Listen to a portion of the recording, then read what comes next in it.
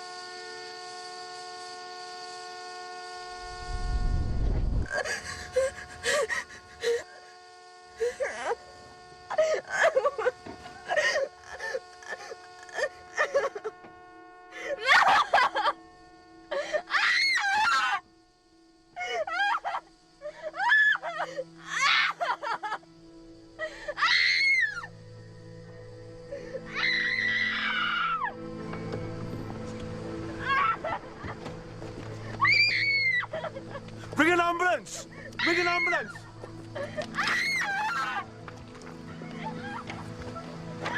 Stay still. I can't open the door. I've rung an ambulance.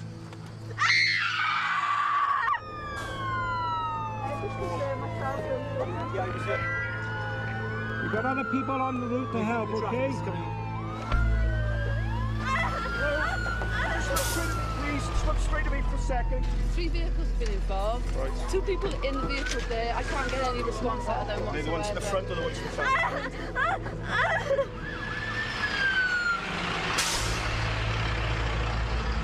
Mommy, Daddy, wake up! Mommy, Daddy, wake up! I just can't get any response whatsoever.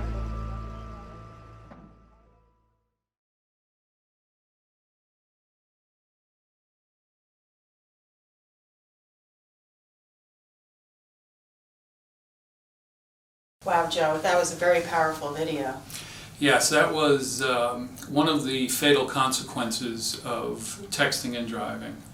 There are other consequences when you text and drive, as well as other reasons why you may get pulled over for a vehicle and traffic safety stop. Let's hear from Deputy Pizzuto, who will share some of the things that go on during a traffic stop. How you doing? How you doing? All right, I'm going to talk to you guys today about getting stopped for violation of the New York State Vehicle and Traffic Law and what would happen if we suspect that you're driving while your ability is impaired. So basically, if you guys are driving along and you violate any of the many laws of the New York State Vehicle and Traffic Law and the cop is there, he's going to initiate a traffic stop. How do we know you're getting stopped? Lights go on, sirens go on, right? First thing you should do, put your blinker on to acknowledge that yes, you see him behind you, you know you're getting stopped, you're going to pull over. When you get to a safe portion of the roadway and you feel it's acceptable to stop, then you pull over and stop when you're at a safe portion of the roadway. Typically this isn't on a turn or a bend, it's a long straight area of the roadway. When you get stopped, Put your windows down, turn the music off. If it's nighttime, turn the interior lights on, put your hands on the wheel. This is all things that are going to make us feel more comfortable when we come up to the stop. If we feel more comfortable, you guys are going to feel more comfortable, right? First thing he's going to ask for is license, registration, insurance card. Have all those in a readily accessible area. If you don't, find them when you go home, put them in a spot that you can get to easily. He's going to take those, go back to his vehicle and run a background check. Make sure that you guys don't have any warrants, your licenses are good, everything is up to date. He'll come back, you'll either get a verbal warning or you'll get a written ticket, summons. If you do get a written summons and you feel it's unjustified, don't try to deal with it roadside. There's a spot for court. It says plead not guilty on there. It'll tell you the court time, date, and address. You fill that out, mail it in. That'll be your day to then go to court and get it taken care of. If while we're on the stop, we suspect that you're driving while your ability is impaired, whether that's through your eyes being bloodshot, slurring your words while you talk to us, the smell of an alcoholic beverage, we're going to ask you to step out of the vehicle. We're asking you to step out of the vehicle because we're going to conduct a series of standardized field sobriety tests. These tests consist of 3 different things. It's the one-legged stand, the walk and turn, and the horizontal gaze nystagmus. So, the one-legged stand is very simple. We're going to ask you to stand, feet together. We're going to tell you to raise your leg and to begin counting. You're going to continue to count until we tell you to stop. When you stop, you can put your leg back down. What we're basically looking for in this is your ability to balance, cognitive ability, ability to follow our instructions. Next test we're going to conduct is a walk and turn, and we'll find a line similar to some of these lines in this parking lot, nice straight line. We're going to tell you, put your lead foot on the ground, take a series of 9 heel to toe steps down the line. When you get to the end of the 9th step, keep that lead foot planted, take a series of small choppy steps, turn back around, continue down 9 steps and stop. Again, we're looking for your ability to balance, cognitive ability to follow instructions. The last test we're going to conduct is a horizontal gaze nystagmus. That's where we take out our pen, we hold it in front of your face, and we tell you to follow the tip of the pen with your eyes and not your head. That's where we go back and forth. Everybody's seen that done, right? Yep, up and down. What we're looking for is how your eyes pursue the pen or track the pen. If your eyes are following it nice and smoothly, that's very good. If they start to shudder and move back and forth in choppy motion, basically tells us there's alcohol on board your system. It's a physiological reaction to alcohol. You can't hide it. You could be the best bouncer in the world. Nothing's going to change the fact that your eyes are going to shudder as it follows that pen. If we believe through all our tests that you do have alcohol in your system and your ability to drive is impaired, we're going to take you back to our jail and we're going to ask you to submit to a chemical test. Now, a chemical test can be done either 2 ways, through blood sample or through a breath sample. If you refuse to take a chemical test, your license is going to be revoked immediately. When you sign for your license, DMV, there's a little spot, basically says if you refuse to take a chemical test in New York, your license immediately gets revoked. So if you refuse, your license is revoked, most likely going to be arrested for some sort of ability impaired while driving charge and have to go to court. If you submit, we'll have a chemical test report, again, most likely be arrested for ability to drive impaired and have to go to court. Your vehicle is going to be towed and you'll have to go to the impound yard, get your vehicle out when all is said and done. You guys have any questions? Yeah. What happens if you get pulled over and you don't have your license with you? So we can go and take your name and information and run a license check that way. But it's always better to have physical proof with a picture. So the cop is basically taking your word that you're saying who you are. If they really want to push the issue, they can figure out ways that impede your whole day to figure out who you are. So it's always best to have a license with a picture on it to say, this is me. New York State, if you're driving, you need to have a photo license on you. Yeah. What happens if you're like out passing out? With a junior license, it's a summons. You're going to get a summons. And again, depending on the cop, he might say, hey, you got to leave your car here until you could get a licensed driver with a senior license here to drive your vehicle away. What if you're driving after 9 and you're coming from like a school function? School functions and work functions are exempt, okay? Usually your employer will give you some sort of notice saying, hey, this is so-and-so and they're working for me past this hour, and we'll get through. If it's a school function, we're most likely going to know the school function is going on, and you'll be exempt from that. Yes? With the junior license, you don't have to have another driver in the car, do you? After 9, if you want to drive after 9, or it's out of state, I believe as well, you would need to have an adult driver in the vehicle. What's zero tolerance? Zero tolerance means if you're under the age of 21 and you have any alcohol in your system, meaning you're 0.02, you will be arrested for driving while your ability is impaired. There's zero tolerance. In New York State, the threshold is 0.08 on our chemical tests for DWI. If you're under 21, it could be 0.02. You'll still get hit with the charge. What are the consequences of like using your cell phone while you're driving? It's an infraction. It's a pretty hefty one nowadays too. You'll receive a summons. You'll have to go to court. It's pretty substantial, especially if you have a junior license. Hands-free. Wow, Deputy Pizzuto really hit home on a lot of great points and answered some of our questions that our youth answered. We really thank him and the Putnam County Sheriff's Department for being a great partner in this program. Thank you, Janine, and I think that Deputy Pizzuto raised a lot of great points for our kids and their families, and have a better understanding of what it takes during a field stop. You know, one of the things that is important that we should all remember is that law enforcement is there to make sure that we are safe, and that happens during vehicle and traffic stops. Next, we want to venture on into SIDNE. And so, Janine, maybe you can share with us about the SIDNE process. Okay, so SIDNE is an electric go-kart that goes either 4 or 8 miles an hour.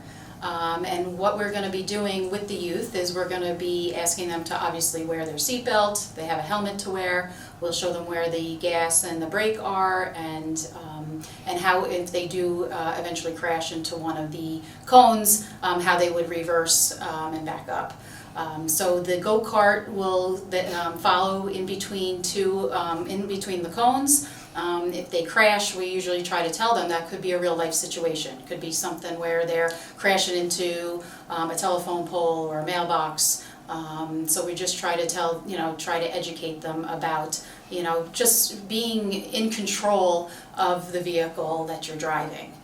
So maybe Joe, you want to discuss some of the different situations that a youth would need to know how to stay in control of what they're doing. Sure. While driving. SIDNE is designed to give young people the experience of driving, and some of the things that we talk about while they're going through this program are that when they are out of control, what are some of the things they can do? One, first and foremost, it is really important, and we can't emphasize this enough, that they wear their seatbelt, and everyone in their car should be wearing their seatbelt, whether they are in the front or in the back. Most accidents are fatal and or serious when there is what's called a first or a second collision.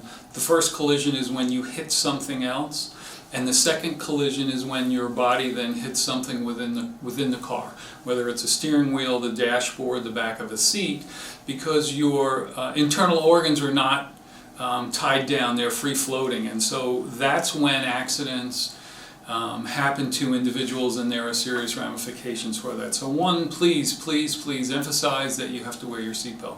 Two is, when you start to become out of control, the first thing you should do is take your foot off the gas pedal, and you should apply the brake. We see young people sometimes apply the brake while they still continue to use the foot on the gas pedal, and that's really a no-no. You have to gain control of that car. And with the way the roads are designed in Putnam County, there's a minimal amount of shoulder, and sometimes when the road ends, it's onto a gravel or a dirt, which when kids then oversteer or they overcompensate because they're starting to be pulled by that little shoulder, they overcompensate, and then they see their car dart to the opposite way that they were originally skidding into. So it's important that they somewhat feather or gain control of their car through using both the brake and the ability to steer. And then the other thing that really is important is we emphasize while they're going through the SIDNE program how important it is to be a defensive driver. Defensive driving means that even though you have a green light, you're looking at all of the intersections. When you're going around turns, you're not just looking at the turn, you're looking ahead of you. You're also looking in your rear view mirror for other individuals who might be a hazard to you as you're in control of your vehicle. So SIDNE is a multifaceted program that we're really excited, and we hope that through this video that you'll learn some things and talk to your parents and other people who have been driving about any of the experiences that they may have had.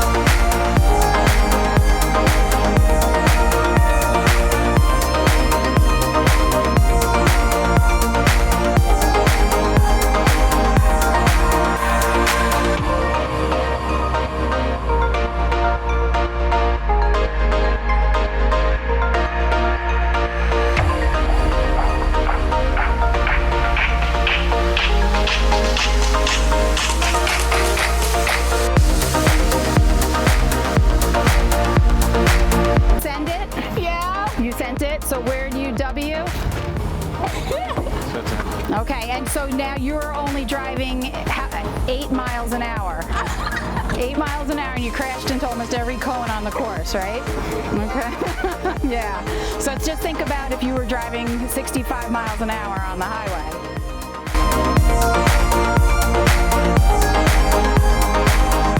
The next activity that we are going to discuss is Distract-A-Match. And it really hits home with the kids because it makes them more aware of the distractions that they have in their vehicle. They're not, they're not understanding that the radio is a distraction, their friends in the car. And so I'm here with Joe, who's going to say a little further about the distractions that impact these kids while they're driving. Great, thank you, Janine. One of the most important things that we talk to kids about is a distraction is a distraction is a distraction. And it doesn't matter what that is. There's a whole host of them. And so, for example, too much music in the car, loud blasting music, too many people in the car, and everybody talking at once, pouring for attention. It could be texting, it could be talking on their cell phone. Obviously, they shouldn't be talking on their handheld telephone, and I would think as a young person you would want to limit how much you talk to, even if you're on your Bluetooth. But it's really as simple as sometimes young kids are in a rush and they're having lunch in their car and they're driving, or they spill their soda, and we've had examples where young people have bent down to pick up what they've dropped and they've hit an animal. And so we want to really just emphasize for the kids how important it is to pay attention while they're driving and to minimize those distractions, whether they're created by themselves or through the people that are in their cars.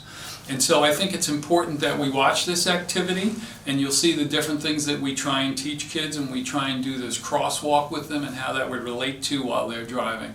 So Janine, let's go to the video. This activity is called Distract-A-Match. So Olivia, we're going to ask you to match the shape, not the color, and you can't use the same color more than once. And you have 30 seconds to do this activity. Are you ready? Yeah. All right, go ahead.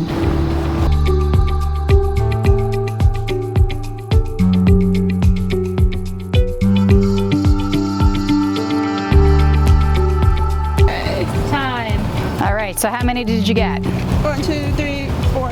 4? Wait, 1, 2, 3, yeah. Okay, all right, so now what you're gonna do, you're gonna do the same thing. You're gonna match the shape, not the color. You can't use the same color more than once. Okay. You're gonna count backwards from 100 while you're wearing the fatal vision goggles. So this is what your vision would look like if your blood alcohol level was a 0.25 or higher. And you have to do the same thing within 30 seconds. All right, so when you're ready, Go. all right, ready, go. And I don't hear you counting. One. No. Am I counting too? Backwards from 100. 100. 199.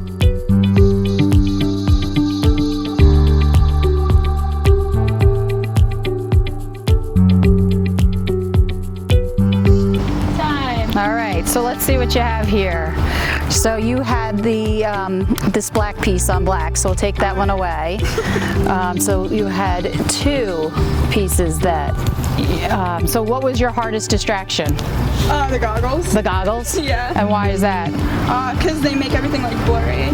So it almost looked like you had 2 different pieces? Yeah. Yep. So Janine, our next video that we're going to be showing everyone is a message from Bill Wilkins. Bill is the president of the local chapter of Mothers Against Drunk Driving. Bill will talk to you about a personal experience that's very sad, and it's important that people listen to this message because sometimes bad things happen to good people. My name is Bill Wilkins.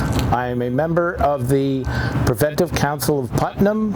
I'm also a member of the Youth Board. And Putnam County is a great place to raise a family. My wife and I have raised 3 children, all graduated from Brewster High School and went on to successful careers. But unfortunately, bad things happen to good people. And that was never more evident on June the 8th, 2009. My 2 nieces, Lori and Kayla Donahue, were killed by an impaired driver.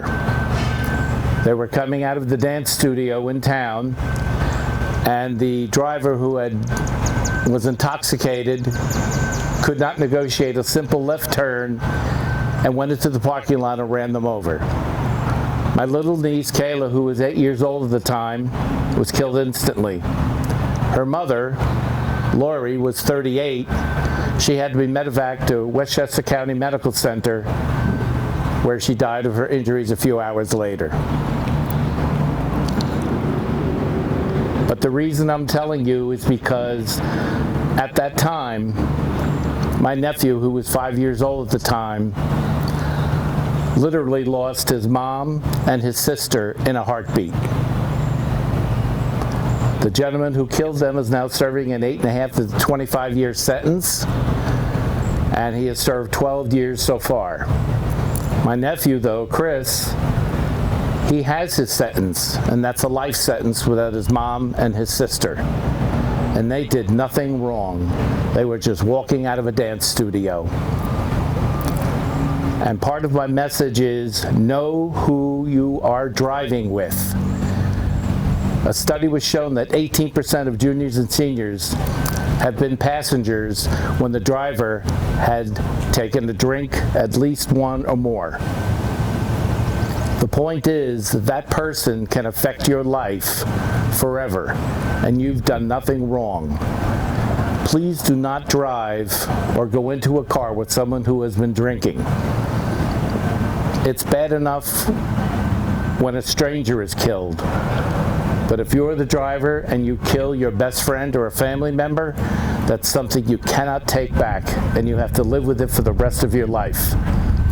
So please do not drive with someone who's been drinking or has been taking drugs, legal or illegal. Impaired driving is impaired driving. Thank you very much. So Janine, that's a very touching message that Bill has shared with us. And many of us know individuals who have been in car wrecks. But one of the important things, I think, is that we try and bring to people, not just young people, but adults, the message of how important it is to be a good driver, a conscientious driver. And we all know from our own experiences in trying to teach our children how to drive cars, it's a big responsibility. Absolutely. I've have one daughter who has her license now, and have one daughter who has her permit, and it's definitely,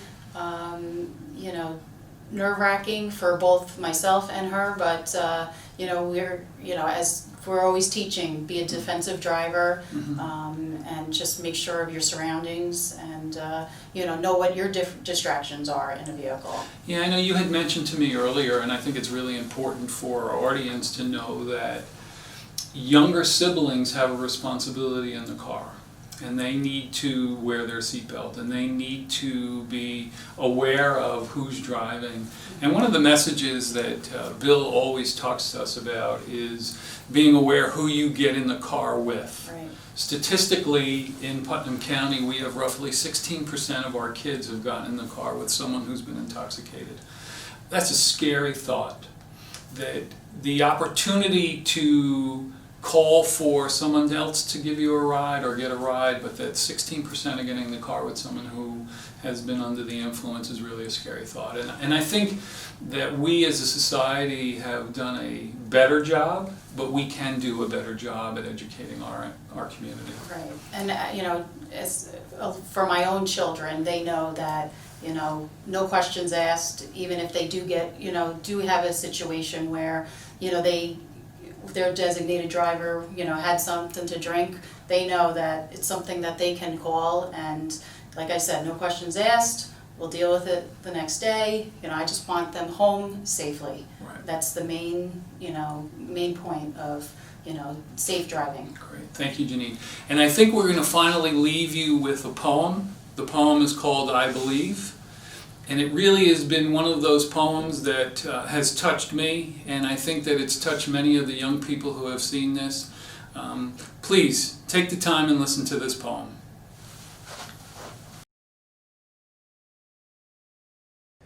I believe. This is who I am. I can't do it alone. I'm a good person, but the truth is I break the law. And I ignore what my parents taught me. I think their rules are a joke. No longer can it be said that I am my own person. I'll tell you one thing for sure. I've become a slave to the drinking crowd. I refuse to accept that.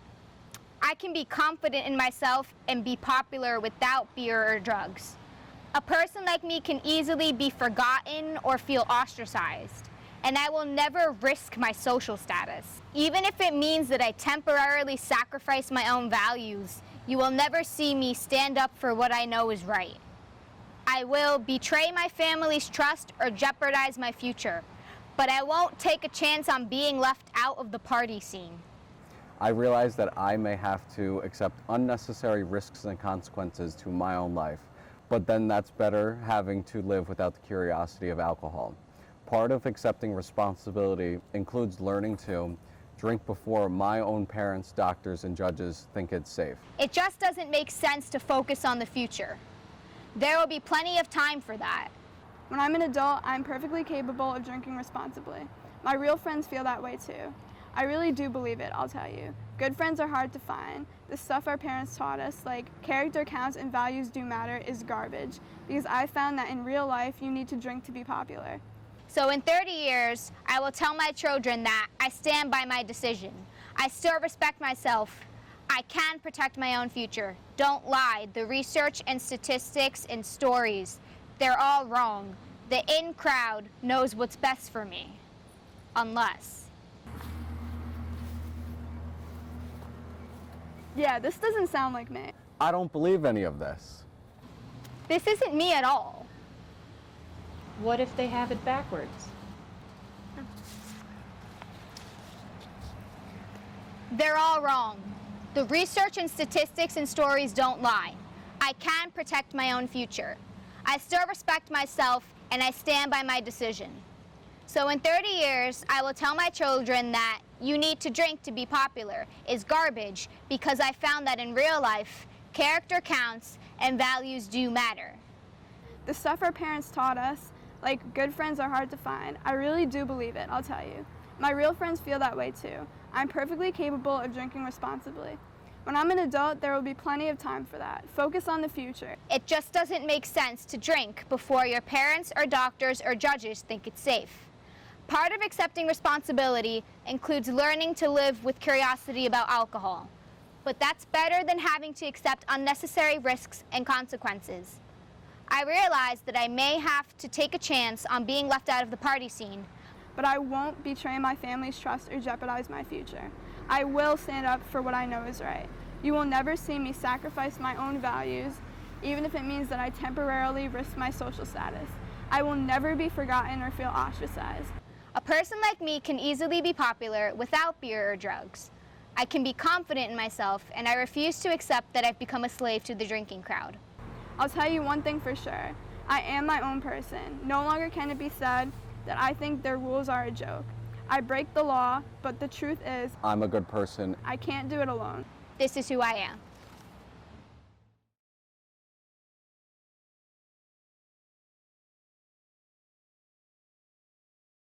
Wow, that was a powerful video. Yes. So Joe, I want to really thank our partners who have been partnering with us for this for numerous years, especially the Putnam County Youth Bureau staff, Cove Care, the Putnam County Sheriff's Department, Mothers Against Drunk Driving, the Putnam chapter, Putnam County Probation, Putnam Communities Care Coalition, Putnam County School Districts, which are Brewster, Carmel, Mahopac, Haldane, and Putnam Valley, the Traffic Safety Board, Stop DWI, and the Putnam County IT Department.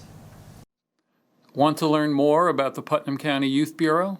Give us a call at 845-808-1600 or visit us on the web at www.putnamcountyny.gov/youth.